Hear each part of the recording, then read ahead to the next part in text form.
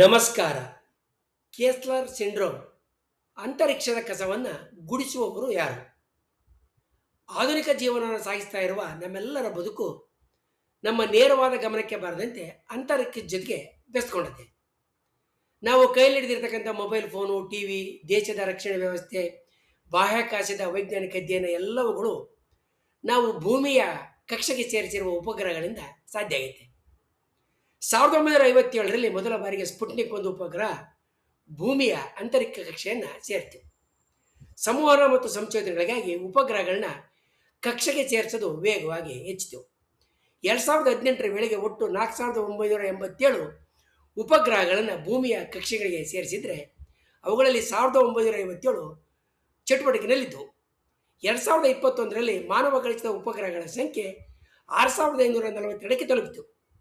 2025ರ ಮಧ್ಯಭಾಗದ ಹೊತ್ತಿಗೆ ಭೂಮಿಯ ಕಕ್ಷೆಯಲ್ಲಿ 15,000ಕ್ಕೂ ಹೆಚ್ಚು ಉಪಗ್ರಹಗಳಿದ್ದಾವೆ ಅಂತ ಒಂದು ಅಂದಾಜನ್ನು ಮಾಡಲಾಗಿದೆ.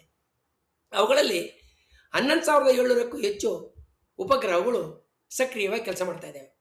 ಇದರ ಅರ್ಥ ಅಂತ ಹೇಳಿದರೆ 25% ಉಪಗ್ರಹಗಳು ತಮ್ಮ ಕೆಲಸ ಮುಗಿಸಿ ಭೂಮಿಯನ್ನು ಗೊತ್ತು ಗುರಿ ಇಲ್ಲದಂತೆ ಕಕ್ಷೆಯಲ್ಲಿ ಸುತ್ತಾ ಇದ್ದಾವೆ.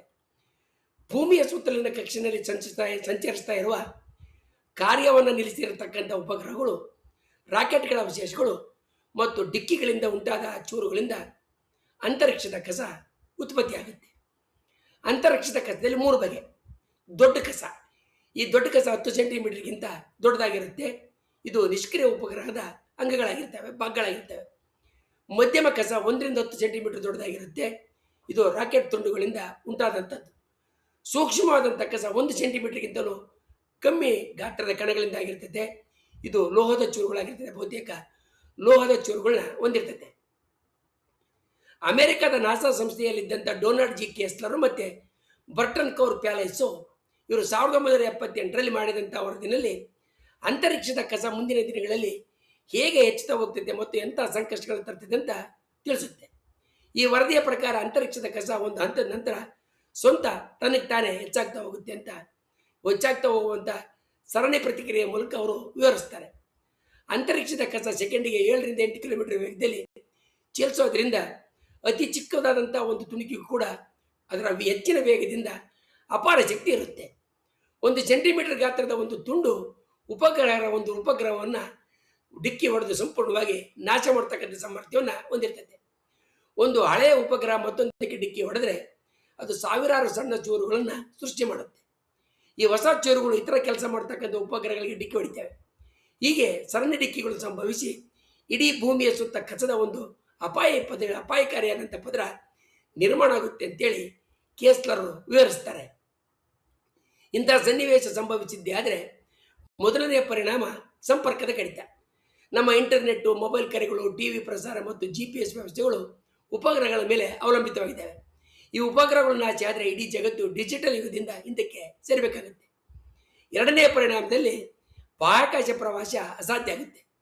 ಭೂಮಿಯ ಸುತ್ತ ಕಸದ ಪ್ರಮಾಣ ಹೆಚ್ಚಾದರೆ ಯಾವುದೇ ಹೊಸ ರಾಕೆಟ್ ಅಥವಾ ಗಗನಯಾತ್ರಿಗಳು ಅವರನ್ನು ಬಾಹ್ಯಾಕಾಶಕ್ಕೆ ಕಳಿಸೋದು ಅಸಾಧ್ಯ ಆಗುತ್ತೆ. ನಾವು ನಮ್ಮದೇ ಗ್ರಹದೊಳಗೆ ಬಂದಿಗಳಾಗಬಹುದು. ಮೂರನೇ ಪರಿಣಾಮದಲ್ಲಿ ಹವಾಮಾನ ಮುನ್ಸೂಚನೆ ಅಸಾಧ್ಯ ಆಗುತ್ತೆ. ಯಾಕಂತ ಹೇಳಿದ್ರೆ ಚಂಡಮಾರುತ ಮತ್ತು ಹವಾಮಾನ ವೈಪರೀತ್ಯಗಳನ್ನ ಪತ್ತೆ ಹಚ್ಚತಕ್ಕಂಥ ಉಪಗ್ರಹಗಳು ಇಲ್ಲದೆ ಇದ್ದರೆ ನಮಗೆ ದೊಡ್ಡ ನಷ್ಟ ಉಂಟಾಗುತ್ತೆ ಮತ್ತು ಹವಾಮಾನ ಕುರಿತಾಗಿ ಯಾವುದೇ ಮುನ್ಸೂಚನೆಗಳನ್ನು ತಿಳಿದುಕೊಳ್ಳೋದಕ್ಕೆ ಸಾಧ್ಯ ಆಗೋದಿಲ್ಲ. 1985ರಲ್ಲಿ ಮೊದಲ ಸಲ ಉಪಗ್ರಹ ವಿರೋಧಿ ಕ್ಷಿಪಣಿಯನ್ನು ಒಂದು ಉಪಗ್ರಹದ ನಾಶಕ್ಕೆ ಬಳಸಲಾಯಿತು. ಇದಕ್ಕಾಗಿ ಅಮೆರಿಕ ಒಂದು ವಿಶೇಷವಾದಂಥ ಪರೀಕ್ಷೆಯನ್ನು ಮಾಡಿತು. ಇದರಲ್ಲಿ 555 ಕಿಲೋಮೀಟರ್ ಎತ್ತರದಲ್ಲಿ ಹಾರ್ತಾ ಇದ್ದಂಥ ಸೋಲ್ವಿಂಡ್ P-78-1 ಎಂತಕ್ಕಂಥ ಉಪಗ್ರಹವನ್ನು ಗಂಟೆಗೆ 24,000 ಕಿಲೋಮೀಟರ್ ವೇಗದಲ್ಲಿ 14 ಕಿಲೋಗ್ರಾಂ ತೂಕದಿಂದ ಹೊಡಿತು.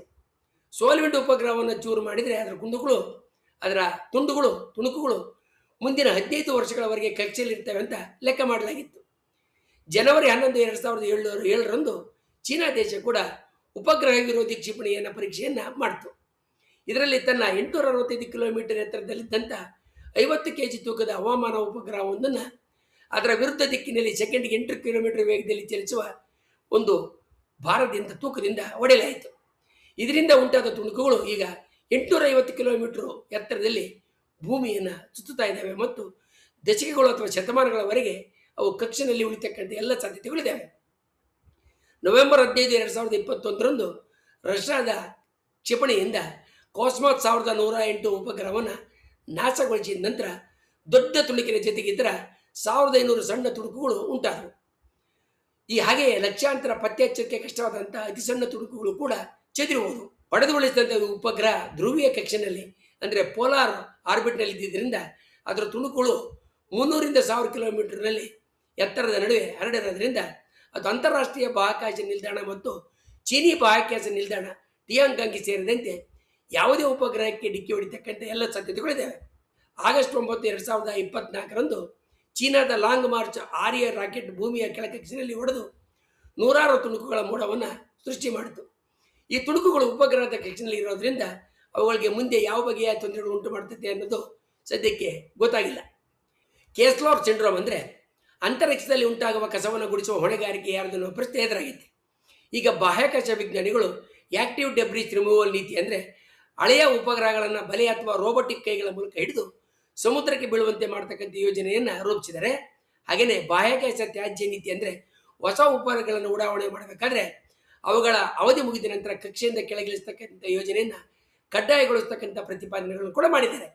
ಈ ನೀತಿಗಳು ಎಂದು ಜಾರಿ ಬರ್ತವೆ ಅನ್ನೋದು ಸದ್ಯಕ್ಕೆ ಗೊತ್ತಿಲ್ಲ. ಆದರೆ ಇದಕ್ಕೆ ಪರಿಹಾರ ಹುಡುಕದೇ ಇದ್ದರೆ ಅಂತರಿಕ್ಷದಲ್ಲಿ ಜರುಗತಕ್ಕಂಥ ಅಪಘಾತಗಳು ನಮಗೆ ದೈನಂದಿನ ಸುದ್ದಿಗಳಾಗಿ ಸುದ್ದಿ ವಾರ್ತಾಪತ್ರಿಕೆಗಳನ್ನು ತುಂಬಬಹುದು.